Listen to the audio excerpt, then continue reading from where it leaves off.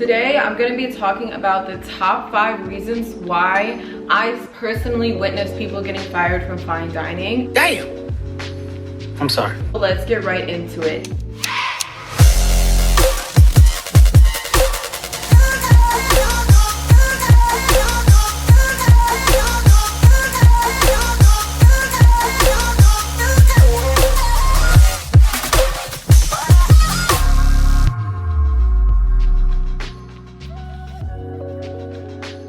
Now you will notice a lot of these tie into each other, but I put them in order. So I'm gonna just start it off with number 5. The number 5 reason why I seen people getting fired was messing up on PPX.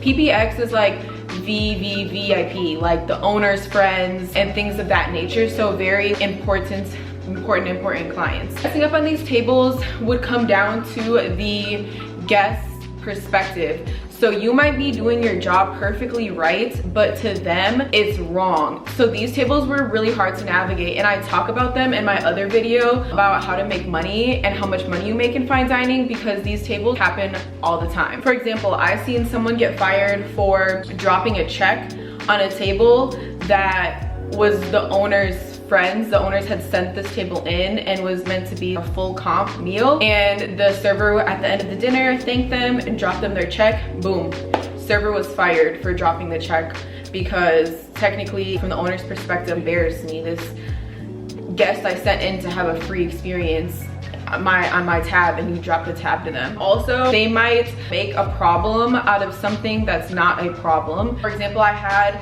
a PPX table and they asked for something to be a side that is not a side. It was rice.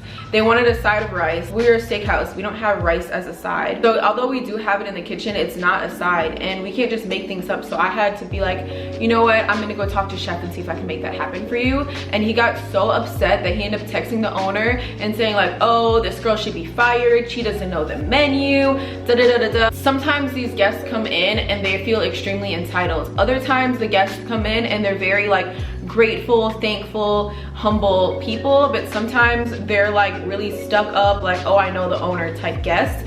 So they can be really hard to navigate, because although you're just doing your job, it's all about the guest perception. And a lot of this video is going to be about the guest perception, because even though they ask for a side of rice and we don't have sides of rice, there's not even a button for that. I have to go get approval. I can't just agree to do something that is not done. I have to ask the chef first, because they were PPX, and I guess they get this all the time, which probably should have been on the chit so that I knew the situation. They felt some type of way.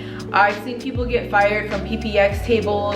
For example, it's a full comp, right? Which means when we go, there's no check that we're dropping, but they might know that it's gonna be fully comp. So they'll be like, hey, can you just bring me a penny tab so I can tip you? The guest saying that. And of course we wanna get tipped, so we'll do it. Boom, fired. Because if the owner says no, it's a no. Yeah, number 5 reason is going to be PPX, and it's what the owner says goes. And it's so annoying because there's all different types of PPX clients, so you have to get very specific instructions for that PPX client.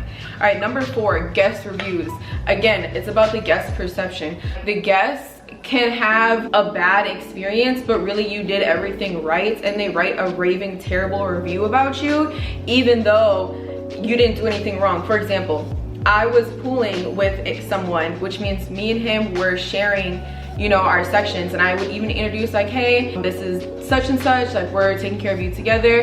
And they wrote the review oh, Samantha was not there and this person saved the table and da da da da. Whole time me and my partner, we're splitting our sections. So yeah, I might have greeted them, but now he's taking over the table and I might come back around for the check. They didn't realize that we were actually working together and it wasn't him saving my ass. But the review still said that I wasn't doing my job and that this person had to come save the table. So again, it's all about guest perspective. Even them saying oh, they might be upset about a dress code or something else that happens before you get to them, a long wait, and then now they're writing a bad review about you when it had really nothing to do with you. And you never know like who's gonna end up writing the review. For example, it's important that you keep your tables consistent. You give everybody the same service, because if you have 2 tables next to each other and you explain something to one table and the next table you don't explain it to them, they're gonna feel some type of way. And when you get double sat, it's important to keep them on the same page, because they're gonna look over and be like, why are they eating and I'm not, and I was here first? Like, you have to keep them on the same course when you have 2 tables next to each other. Just a little weird tip. Moving on, so yeah, bad reviews definitely get you fired. Let me just say that. And let me say that when you're a consumer writing reviews, they really mean a lot to the company, and you can really get someone fired by a bad review. Number 3 is no-show / being late. That's kind of obvious. A lot of people just don't show up for the job or show up late, and that can get you fired, especially when it comes down to like the combination of things. The number 2 reason is ordering mistakes / product knowledge. They kind of go hand in hand. We had a vegetarian meal, and it was like the tofu steak, and it comes with a side of cauliflower, mash, and Brussels sprouts. Now, if they're ordering that and then they say, and I want a side of Brussels sprouts, I need to tell them, ma'am, just so you're aware, your meal would already include Brussels sprouts. I'd love to add on additional side if you would still like. I just wanted to bring it to your attention so that when the meal arrives, you're not confused as why your table is full of Brussels sprouts. And they may still want it, because they'll be like, yeah, I want my own, and this is like because I want them to have some too. For example, we had a sauce, a yuzu béarnaise, that comes with the Brussels sprouts, but the yuzu béarnaise is also a steak sauce. So they could have ordered Brussels sprouts that comes with the yuzu béarnaise, but then order their steak and be like, yeah, I want the yuzu béarnaise as my steak sauce. You could tell them, just so you know, the yuzu béarnaise is already gonna be on the table. It's a pretty good size, and I'll keep an eye on it so that if I see it running low, I'll grab you another one. But honestly, I think you'd be, you know, okay with just the one that comes to the table. Boom, something like that. And mind you, the sauce is $3 or $4. I'm not getting rich off selling the sauce, but it builds so much rapport with the customer that now they're gonna trust me and be like, oh, she's not trying to get over on me. She's looking out, she's cool. Boom, boosting my tip. So product knowledge is really big. Bringing mistakes. When I first started, I made this mistake. We had a lobster tail. We have a side one that's 7 ounces and a 1 pound one for 110. And a lot of times the customers would come in and they wouldn't know which one they're talking about. But we had an off menu item that was really popular, these shrimp, and people would come in and order the shrimp on the menu, but I knew in my head they wanted the off-menu shrimp because the off-menu shrimp were 10 times more popular than the ones. So I would clarify, like, are you sure it's bad? Don't say that. Hey, I think that you might be referring to our cognac shrimp. It has a white sauce rather than the one that's on the menu, the Moroccan shrimp, which has a red sauce. Here's how I look at it. Basically, I'm the vehicle, I'm the translator to get what the customer says to the kitchen. And it happens a lot with steak temperatures. They might be like, I don't want any pink at all, but get me medium well, please, no pink.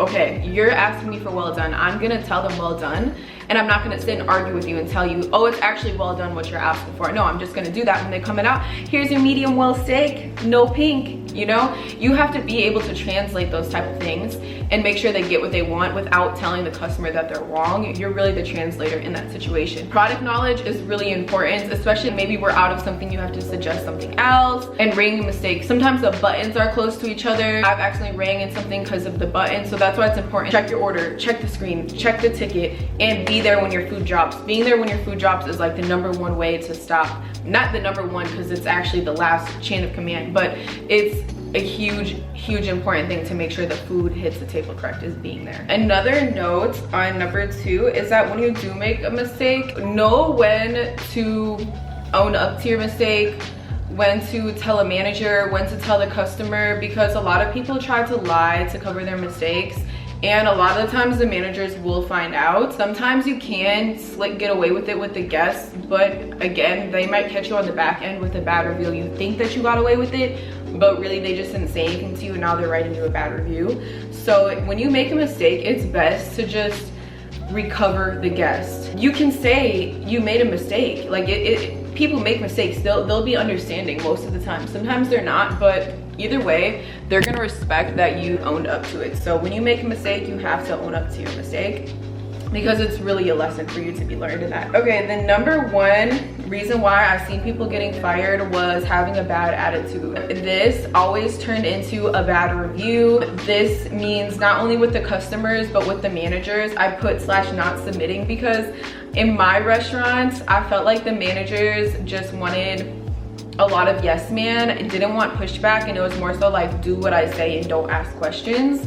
And people like me don't just do what I'm told unless it makes sense for me. So that's another reason why probably I didn't last in the industry forever. I will make a separate video of why I left fine dining, even though I'm still in the hospitality industry. I'm just like in a whole different sector, and I did enjoy my time there, but that's another video. So yes, those are the top 5 reasons why I've seen people get fired. Having a bad attitude with the customers or with managers, with the coworkers, just overall coming to work miserable, which it's hard to keep a good attitude all the time, especially if you're doing it full time. It works well when it's just a side hustle, but full time is really hard to keep like a positive yippee attitude every single day. I think it's important to have a life outside of work, and that's how you maintain a good attitude inside of work, because customers will really try you, like really try you. Managers will try you, the host will try you, the chef will try, everybody will be trying you all day, and you just have to go out and act and smile. Like, I've literally had coworkers find out that their man was cheating on them, their baby dad was cheating on them with another coworker in the middle of a shift, like on a holiday, like shit be happening. Anyways, so yeah, bad attitude, product knowledge, not showing up or being late, bad reviews, and fucking up on PPX tables are the top 5 reasons why I've personally seen people getting fired. And a lot of times it would be a combination. So if you can avoid those things, you should be good. Like, comment, and subscribe. Take a look at my playlist. I have a ton of videos on fine dining, about how much money we make, how to get hired, and now how to not get fired. Just a variety of different inquiries about serving in general. Yeah. Thank you guys. Mwah.